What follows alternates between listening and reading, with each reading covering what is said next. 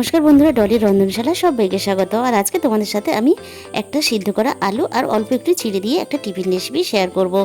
তাহলে দেখে নেওয়া যাক আজকে কি কি লাগছে। এখানে আমি একটা মাঝারি সাইজের আলু সেদ্ধ করে নিয়েছি। এবার আলুর মধ্যে আমি দিয়ে দেব স্বাদ মতো লবণ, আর দিয়ে দিলাম 1 চামচ পরিমাণ জিরের গুঁড়ো, আর দিয়ে দেব 1 চামচ পরিমাণ ভাজা মশলার গুঁড়ো। এটা আমি শুকনো কলায় ধনে জিরে আর শুকনো লঙ্কা ভেজে আমি গুঁড়ো করে নিয়েছি। আর দিয়ে দেব এখানে আমি অল্প একটু ঝাল লঙ্কার গুঁড়ো, আর দিয়ে দেব এখানে অল্প একটু কাঁচা লঙ্কা কুচি, দিয়ে দিলাম অল্প একটু ভাজা চীনাবাদাম।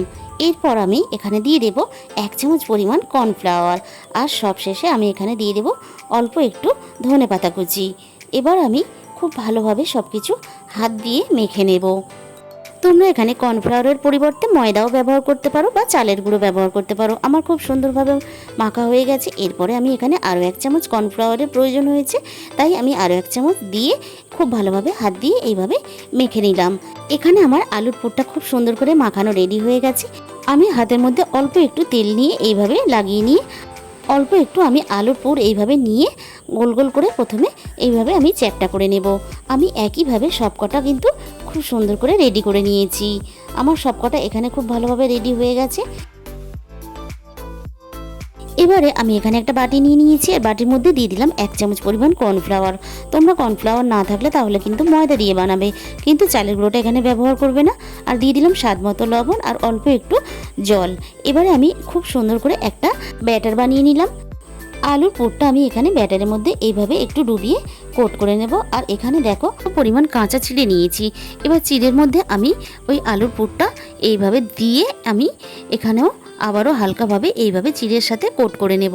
আমি খুব সুন্দর করে এইভাবে সবকটা কিন্তু কোট করে নিয়েছি, আর সবকটা এখানে রেডি হয়ে গেছে। তোমরা কিন্তু এগুলোকে ডবল কোট করে বানিয়ে নিতে পারো।